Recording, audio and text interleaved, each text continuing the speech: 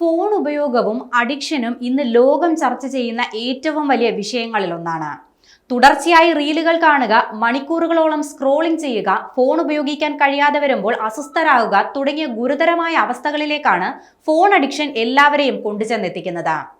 ഉറക്കത്തിലെ അസ്വസ്ഥതയാണ് പലപ്പോഴും ആദ്യം പ്രത്യക്ഷപ്പെടുന്ന ലക്ഷണമെന്നാണ് ആരോഗ്യ വിദഗ്ധർ പറയുന്നത്. ഉറക്കക്കുറവിനുള്ള പ്രധാന ഘടകങ്ങളിലൊന്ന് രാത്രിയിൽ ദീർഘനേരം സ്ക്രീൻ കാണുന്നതാണ്. ഇത് ശാരീരിക പ്രവർത്തനങ്ങളെ കുറയ്ക്കുകയും ഉറക്കത്തിന്റെ ഗുണനിലവാരത്തെ കൂടുതൽ ദോഷകരമായി ബാധിക്കുകയും ചെയ്യും. സ്ക്രീനിൽ നിന്നുള്ള നീല വെളിച്ചത്തിന്റെ എക്സ്പോഷർ ഉറക്ക ഉണർവ് ചക്രങ്ങളെ നിയന്ത്രിക്കുന്ന ഹോർമോണായ മെലറ്റോണിൻ തടസ്സപ്പെടുത്തുകയും ഉറക്കമില്ലായ്മ വഷളാക്കുകയും ചെയ്യും. പ്രായമായവരെ അപേക്ഷിച്ച് കുട്ടികൾ സ്ക്രീനുകൾക്ക് അടിമപ്പെടാൻ സാധ്യതയുള്ളവരാണ്.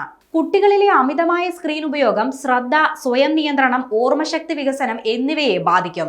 ഇത് സാമൂഹിക വൈകാരിക കഴിവിനെ തടസ്സപ്പെടുത്തുകയും അനുചിതമായ അളവിലുള്ള ഉത്തേജനം കാരണം തലച്ചോറിന്റെ ന്യൂറോപ്ലാസ്റ്റിസിറ്റിയെ ദുർബലപ്പെടുത്തുകയും ചെയ്യും.